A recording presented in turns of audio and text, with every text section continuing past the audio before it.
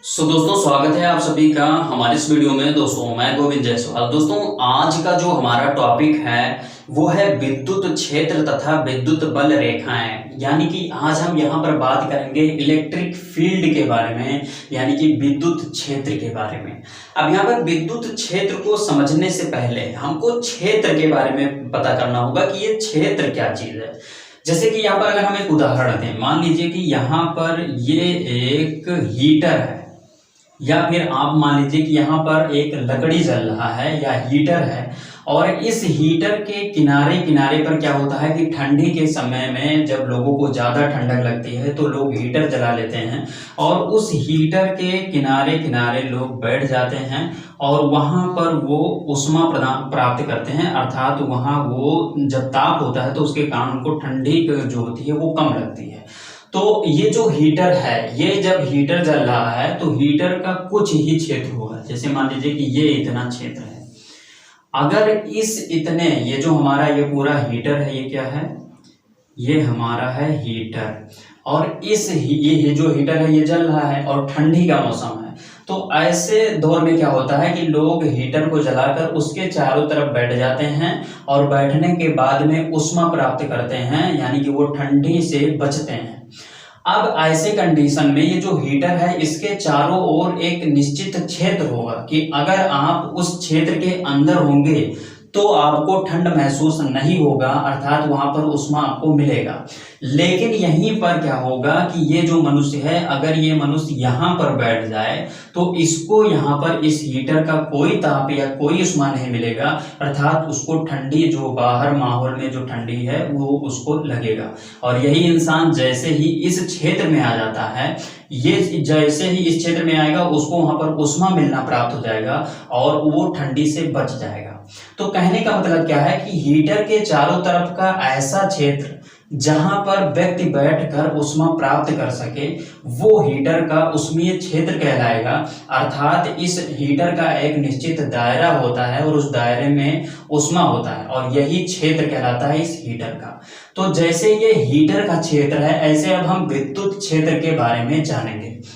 तो यहाँ पर हम इस चीज को मिटा देते हैं और अब हम बात करते हैं अपने मेन टॉपिक विद्युत क्षेत्र यानी कि इलेक्ट्रिक फील्ड के बारे में।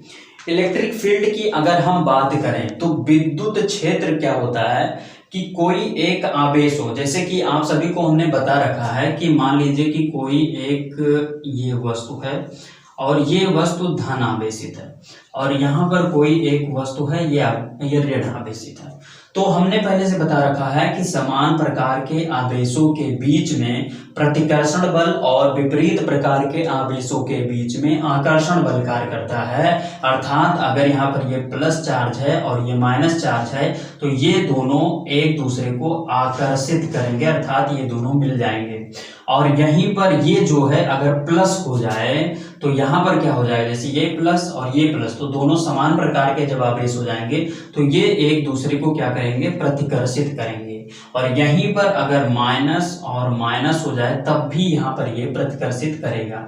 यानी कि हमने इसके पहले आप सभी को बता रखा है कि समान प्रकार के आवेशों के बीच प्रतिकर्षण बल तथा विपरीत प्रकार के आवेशों के बीच आकर्षण बल लगता है।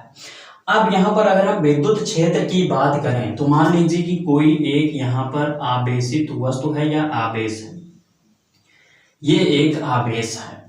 अब क्या है, इसको हम Q मानते हैं, ये एक कोई आवेश Q है और इस आवेश Q के चारों तरफ का वह क्षेत्र, चारों तरफ का वह क्षेत्र जहां पर कोई अन्य आवेश, अन्य परीक्षण आवेश इसको क्यों कहा गया दोस्तों, परीक्षण आवेश इसको इसलिए कहा जाता है क्योंकि ये जो आवेश होता है ये बहुत छोटा सा आवेश होता है, बहुत नगण्य सा आवेश लिया जाता है, जिससे कि जैसे कि दूरी जितने ज्यादा दूर में आप रखेंगे तो वो नगण्य सा होगा, तभी वो विद्युत क्षेत्र को फील करेगा।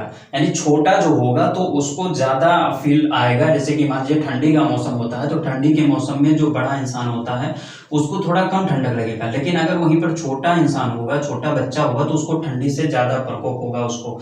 तो कहने का मतलब क्या हुआ कि यहाँ पर एक परीक्षण आवेश लिया जाता है, एक छोटा सा आवेश लिया जाता है और इस आवेश को इस वाले आवेश के क्षेत्र में इस प्रकार से रखें कि इस पर कोई बल कार्य करे।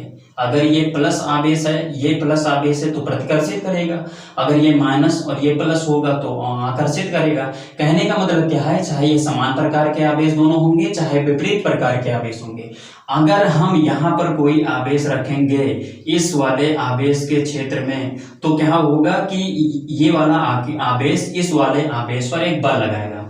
अर्थात हमारे कहने का मतलब क्या है कि किसी बिंदु आवेश के चारों ओर का वह क्षेत्र जिसमें कोई अन्य आवेश आकर्षण अथवा प्रतिकर्षण बल का अनुभव करे वो हमारा कहलाता है विद्युत क्षेत्र। अर्थात ये हमारा अगर Q आवेश है, इसके चारों ओर का वह क्षेत्र जहां पर कोई अन्य परीक्षण आवेश आकर्षण बल अथवा प्रतिकर्षण बल का अनुभव करे तो ये क्षेत्र हमारा क्या कहलाएगा, विद्युत क्षेत्र। तो ये जो विद्युत क्षेत्र है ये आपको समझ में आ गया होगा। अब अगर हम विद्युत क्षेत्र की परिभाषा को लिखें तो यहाँ पर हम लिखेंगे कि किसी बिंदु आवेश के चारों ओर का वह क्षेत्र जिसमें कोई अन्य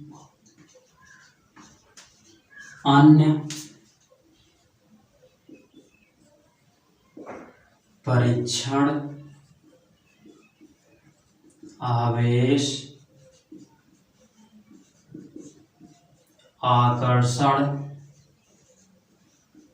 अथवा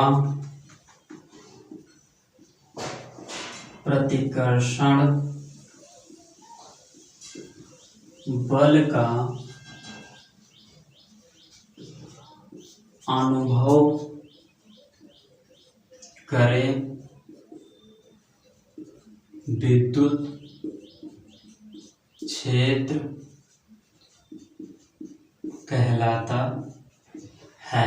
यहाँ पर हमने क्या लिखा कि किसी बिंदु आवेश के चारों ओर का वह क्षेत्र जिसमें कोई अन्य परीक्षण आवेश आकर्षण अथवा प्रतिकर्षण बल का अनुभव करे विद्युत क्षेत्र कहलाता है। यानी कि फिर से अगर हम समझाना चाहें तो मान लीजिए कि ये एक कोई Q आवेश है और इस Q आवेश के चारों ओर का वह क्षेत्र जिस क्षेत्र में कोई अन्य आवेश को अगर रखा जाए तो इस आवेश पर एक बल लगे, अर्थात इस पर को या तो आकर्षण बल या प्रतिकर्षण बल कार्य करे, तो ये जो पूरा क्षेत्र होगा ये पूरा क्षेत्र हमारा कहलाएगा विद्युत क्षेत्र।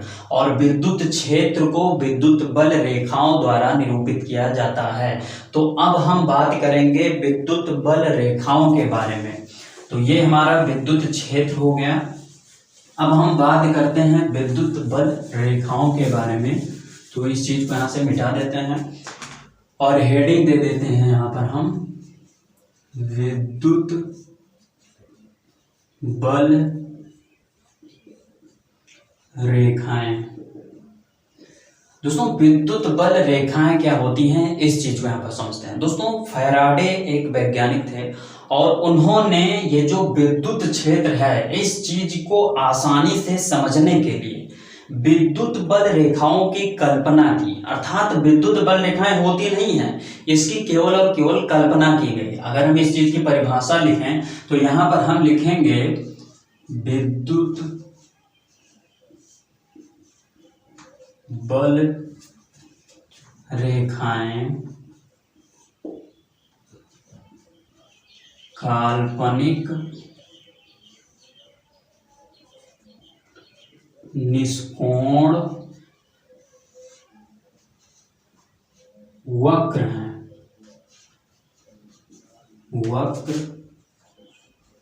हैं, जिसमें धन आवेश चलता है।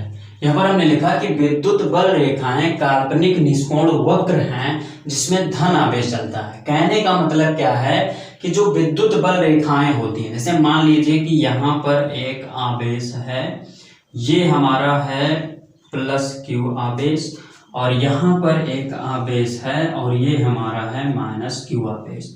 तो जो विद्युत बल रेखाएं होती हैं वो कुछ इस प्रकार से चलती हैं, यानी कि ये धन आवेश से चलती हैं और ऋण आवेश पर समाप्त हो जाती हैं।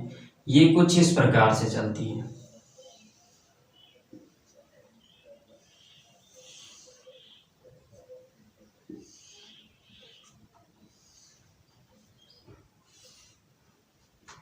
ये कुछ इस प्रकार से ऋण आवेश पर आती हैं और चलती कहाँ से हैं? इस धन आवेश से चलती हैं। क्या है कि ये जो धन आवेश होता है, धन आवेश से ही ये जो विद्युत बल रेखाएं हैं, जो कि काल्पनिक रेखा हैं, ये वास्तव में रेखाएं होती नहीं हैं। इस चीज को समझने के लिए यहाँ पर विद्युत बल रेखाओं की कल्पना की गई है। तो जो विद्युत बल रेखाएं होती हैं वो यहाँ पर धन आवेश से चलती हैं और ऋण आवेश पर जाकर खत्म हो जाती हैं। और जो विद्युत बल रेखाएं होती हैं ये काल्पनिक होती हैं, साथ में निष्कोण होती हैं, अर्थात इनके बीच में कोई कोण नहीं बन रहा है, ये निष्कोण होती हैं। ये जो बल रेखाएं होती हैं ये निष्कोण होती हैं। तो ये हमारा हो गया विद्युत बल रेखाएं। अब अगर हम विद्युत बल रेखाओं के गुण को समझें तो यहाँ पर हम क्या करते हैं कि इस चीज को मिटा देते हैं और विद्युत बल रेखाओं के गुण को समझते हैं। तो विद्युत बल रेखाओं के कई सारे गुण हैं और विद्युत बल रेखा के आधार पर ही हम विद्युत क्षेत्र की कल्पना करेंगे। तो यहाँ पर हम लिख लेते हैं, हेडिंग डाल देते हैं, विद्युत बल रेखाओं के गुण। विद्युत बल रेखाओं के गुण।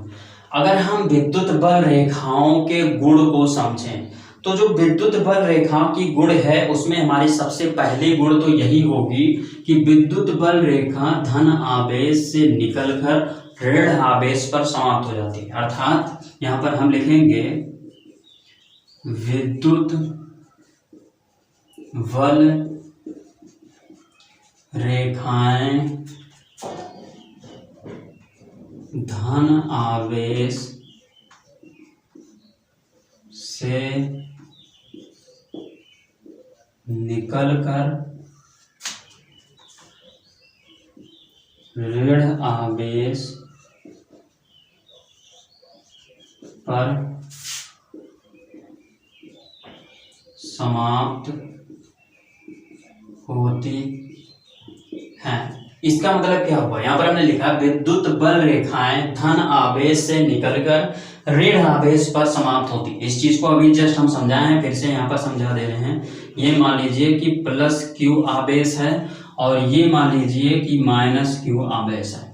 अब जो विद्युत बल रेखाएं होती हैं इस चीज के बारे में हमने जाना कि ये काल्पनिक होती हैं, निष्कोण वक्र होती हैं। तो यहाँ पर ये धन आवेश से निकलती है, ये धन आवेश से निकलकर और ऋण आवेश पर समाप्त हो जाती हैं। ये धन आवेश से निकलकर ऋण आवेश पर समाप्त हो जाती हैं, यानी कि ये यहाँ से निकलती हैं और यहाँ पर आकर समाप्त होती हैं। ये चीज़ आपको ध्यान में रखना है। ये कुछ इस प्रकार से होती हैं। कहने का मतलब क्या है? हमारे कहने का मतलब यही है कि ये धन आवेश से निकलती हैं और ये काल्पनिक रेखाएं जाकर हमारे ऋण आवेश पर समाप्त हो जाती हैं। और यहीं पर अगर आप जैसे मैग्नेट जब पढ़ रहे थे, चुंबक पढ़ रहे थे, तो उसमें क्या होता था? उसमें होता था कि जो ये चुंबक होता था, ये इसका यन सिरा हो जाता था, ये यस हो जाता था। यहाँ से जो बल रेखाएं निकलती थी ये क्या करती थी? साउथ वाले पर जाकर, यानी कि ये इस साइड से बल रेखाएं निकलती थी और फिर इसी के अंदर से लूप बनाते हुए फिर ये वापस हो जाती थी। मतलब क्या था? यहाँ से जो बल रेखाएं निकलती थी वो आकर फिर इस साउथ पोल में जाती थी और फिर अंदर से लूप बनाते हुए फिर इस साइड से निकल आती थी। ये जो हमारा चुंबकीय बल रेखाएं थी ये क्या करती थी? ये यहाँ पर नॉर्थ पोल से निकलती थी और ये जाकर साउथ साइड से फिर अंदर से चुंबक के होते हुए लूप बनाते हुए फिर ये बाहर निकल जाती थी। ये क्रिया यहाँ पर चुंबक में होता था। लेकिन ये जो हमारा आवेश है, इस आवेश में ये लूप वाली क्रिया नहीं होती है। यहाँ पर क्या होता है, यहाँ पर ये जो प्लस क्यू आवेश है, प्लस क्यू आवेश यानी प्लस आवेश से, धन आवेश से यहाँ पर ये जो विद्युत बल रेखाएं हैं वो निकलती हैं, और ये निकल कर जाने के बाद में ऋण आवेश जो होता है वहीं पर ये समाप्त हो जाती हैं। ये यहाँ से कोई लूप नहीं बनाती है। तो ये हमारा हो गया विद्युत बल रेखा की पहली गुण। अब हम बात करते हैं विद्युत बल रेखा के दूसरे गुण के बारे में। तो दूसरे गुण की अगर हम बात करें तो जो विद्युत बल रेखाएं हैं ये क्या करती हैं कि ये एक दूसरे को कभी काट नहीं सकती। अर्थात यहाँ पर हम लिखेंगे, यहाँ पर सेकंड नंबर डाल दे रहे हैं, विद्युत बल रेखाएं आपस में कभी काटती नहीं हैं। यहाँ पर हमने लिखा विद्युत बल रेखाएं आपस में कभी काटती नहीं हैं। काटने का मतलब वो नहीं कि कुत्ता है काट लेंगे, इसका मतलब यह है कि ये जो एक बल रेखा है वो दूसरी बल रेखा को काटती नहीं है, उससे स्पर्श करती हुई नहीं जाती। यहाँ पर आप देखिए, जैसे मान लीजिए कि अभी जस्ट हमने बनाया, ये हमारा प्लस क्यू आवेश था और यहाँ पर ये हमारा माइनस क्यू आवेश था। यहाँ से बल रेखाएं निकल कर यहाँ पर जाती हैं और यहाँ से बल रेखाएं निकल कर यहाँ पर जाती हैं। कहने का मतलब क्या है कि ये हमारा धन आवेश होता है और धन आवेश से हमारी जो विद्युत बल रेखाएं हैं वो निकलती हैं और जाकर हमारे ऋण आवेश पर समाप्त होती हैं। अब यहाँ से जब बल रेखाएं निकल रही हैं तो बल रेखाएं कुछ इस प्रकार से निकलती हैं, और इस प्रकार से जब निकलती हैं तो ये एक दूसरे को कभी काटती नहीं है। यहाँ पर हमने लिखा विद्युत बल रेखाएं आपस में कभी काटती नहीं हैं। ये जब निकलेंगी तो ये कुछ इस प्रकार से होकर बनाते हुए यहाँ से ऐसे निकलेंगी। ऐसा नहीं है कि यहाँ से निकली और यहाँ से आकर यहाँ पर आ गई। तो इस प्रकार से विद्युत बल रेखाएं नहीं निकलती हैं और ये जाकर कभी ये ऐसे काटती नहीं है, या फिर यहाँ से निकली ये ऐसे काटती हुई चली गई। हमारे कहने का मतलब यही है कि विद्युत बल रेखाएं जो होती हैं वो आपस में काटती नहीं हैं, अर्थात वो कुछ इस प्रकार से चलती हैं, ना कि कुछ इस प्रकार से। ये चीज हमारे कहने का मतलब है। तो ये हमारा हो गया विद्युत बल रेखा का दूसरा गुण। अब हम बात करते हैं विद्युत बल रेखा के तीसरे गुण के बारे में। तो यहाँ पर क्या होता है कि विद्युत बल रेखा जो होती है उसके किसी बिंदु पर अगर हम स्पर्श रेखा खींच दें तो वो उसके वैद्युत क्षेत्र की दिशा को दर्शाएगी। अर्थात यहाँ पर हम लिखते हैं कि यदि किसी विद्युत बल रेखा के किसी बिंदु पर स्पर्श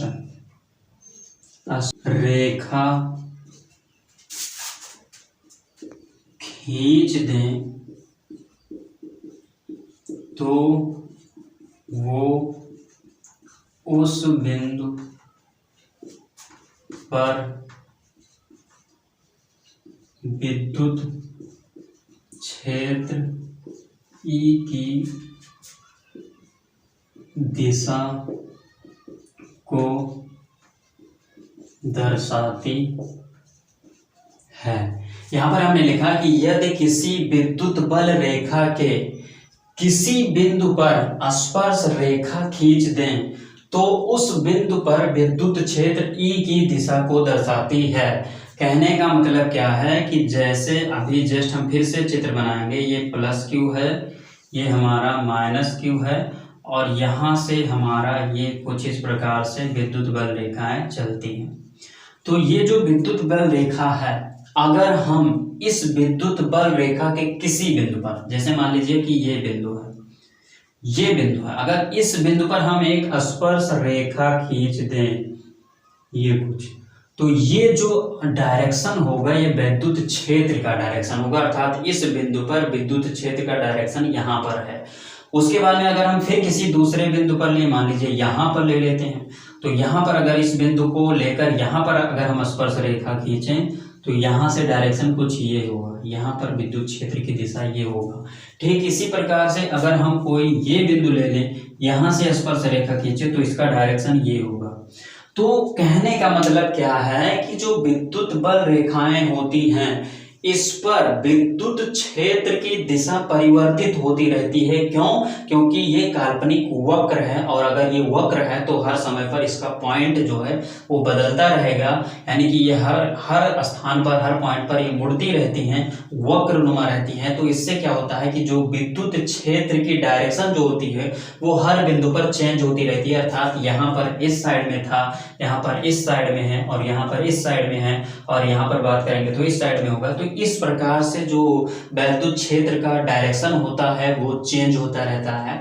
और अगर हम कोई स्पर्श रेखा किसी विद्युत बल रेखा के किसी भी पॉइंट पर लें तो वो जो स्पर्श रेखा होगा वो उस बिंदु का विद्युत क्षेत्र दर्शाएगा। तो ये हमारा हो गया तीसरा गुण। अब हम बात करते हैं चौथे गुण। तो यहाँ पर हमारा चौथा पॉइंट है कि किसी धन आवेश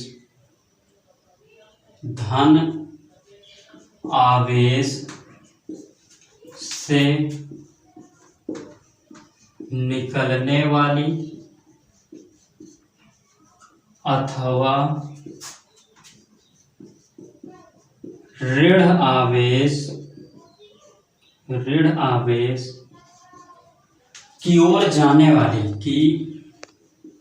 ओर जाने वाली बल रेखाएं उस आवेश के परिमाण के अनुक्रमानुपाती होती है।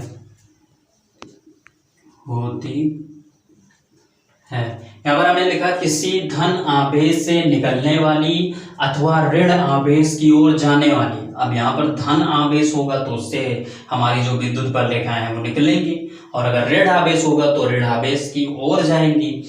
उस आवेश के परिमाण के अनुक्रमानुपाती होती है। इस चीज को यहाँ पर हम समझते हैं। जैसे यहाँ पर मान लीजिए कि ये हमारा एक आवेश है और ये +2q आवेश है, और यहाँ पर एक आवेश है, ये माइनस में है लेकिन ये q आवेश है।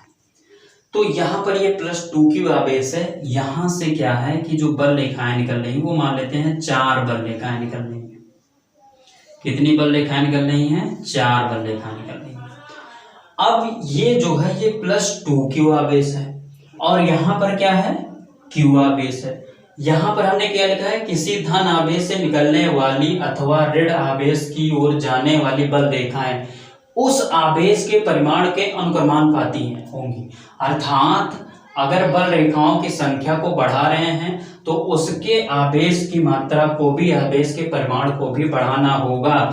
यानी कि यहाँ पर अगर +2q आवेश है, यहाँ से 4 बल रेखाएं निकल रही तो यहाँ पर कितनी जाएंगी? केवल और केवल 2 जाएंगी, क्योंकि यहाँ पर केवल एक आवेश है, वो भी माइनस में है। तो माइनस में है तो माइनस की ओर जाएंगी, ये बात निश्चित है। तो यहाँ से केवल 2 बल रेखाएं जाएंगी इसमें। अगर यहाँ पर चारों बल रेखाएं वहां तक ले जानी है तो इसको क्या करना होगा? 2q, और जब आप इसको 2q कर लेंगे तो ये भी बल रेखाएं यहाँ पर चली जाएंगी। अर्थात यहाँ पर कहने का मतलब क्या हुआ कि अगर यहाँ पर बल रेखाओं की संख्या को बढ़ाई जा रही है तो आवेश को बढ़ाई जाएगी, और जब आवेश और बल रेखाओं की संख्या जब बराबर होगी तो यहाँ पर बराबर यहाँ पर जाएगा। यानी कि यहाँ से अगर ये +2q आवेश है और यहाँ पर -2q आवेश है, तभी यहाँ से चारों आनी जितने यहाँ से बल रेखा निकलेंगी वो वहां पर जा पाएंगी। अगर यहाँ पर केवल q आवेश होगा तो यहाँ से ये 2 बल रेखाएं नहीं जाएंगी। अगर यहाँ पर क्या होगा, यहाँ पर 3q आवेश है तो यहाँ से बल रेखाएं और अधिक निकलेंगी, और यहाँ पर 2q है तो यहाँ से 2 बल रेखाएं चली जाएंगी और बाकी ये 2 बच जाएगा। तो ये हमारा है चौथा गुण। अब हम बात करते हैं अपने 5वें गुण पर।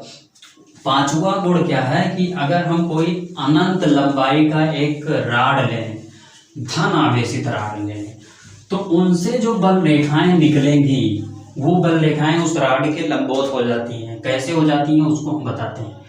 5वां पॉइंट, यदि किसी अनंत लंबाई के धन आवेशित राड, धन आवेशित राड के बजाय हम क्षण कह देते हैं, क्षण पर विद्युत बल रेखा की कल्पना की जाए तो वो बल रेखाएं उस क्षण के लंबवत होंगी। इस चीज को समझिए, यहाँ पर हमने बहुत बड़ा सा लिख दिया। यहाँ पर हमने लिखा है यदि किसी अनंत लंबाई के धन आवेशित क्षण ले लीजिए पर विद्युत बल रेखा की कल्पना की जाए तो बल रेखाएं उस क्षण के लंबवत होंगी। यहाँ पर एक क्षण ले लेते हैं, यहाँ पर एक क्षण ले लेते हैं। ये क्षण जो है ये बहुत ही अनंत लंबाई का है, इसको खींचा ही नहीं जा सकता, यानी बहुत बड़ा है, बहुत अनंत लंबाई का ये हमारा एक क्षण है। और जब ये अनंत लंबाई का धन आवेशित क्षण है तो भैया यहाँ से जो बल रेखा निकली, इस बल रेखा को अगर ये यहाँ से निकल रही है तो इसको घुमाव लेकर वहां जाना होगा ऋण आवेश के पास। मान लीजिए यहाँ पर एक अनंत लंबाई का ऋण आवेशित कोई क्षण है तो यहाँ से इसको घुमाव लेना होगा। तो घुमाव लेने के लिए अनंत लंबाई का है, तो जब ये अनंत लंबाई का होगा तो ये घुमाव ले पाएगा नहीं, क्योंकि ये ऐसे थोड़ी जाएगा। तो यहाँ से क्या होगा कि ये जो हमारी बल रेखाएं होंगी ये हमारी इस क्षण के लंबवत होंगी। कहीं ना कहीं ये जो हमारी बल रेखाएं जाएंगी ये इस क्षण के लंबवत हो जाएंगी, क्योंकि ये जो क्षण है ये बहुत ज्यादा लंबा है। तो ये हमारा हो गया विद्युत बल रेखाओं के गुण। और इसके बाद वाला जो वीडियो आएगा वो विद्युत क्षेत्र की तीव्रता पर आएगी। तो ये वीडियो कैसी लगी आपको कमेंट बॉक्स में कमेंट कर बताना है। बाकी वीडियो अच्छी लगी तो वीडियो को लाइक कीजिए, और दोस्तों यदि आप नए हैं हमारे चैनल पर तो चैनल को सब्सक्राइब कर प्रेस कर लीजिए बेल आइकन को, जिससे कि आपको नए वीडियो का अपडेट मिलता रहे। तो दोस्तों बस यहीं पर दीजिए इजाजत। जय हिंद।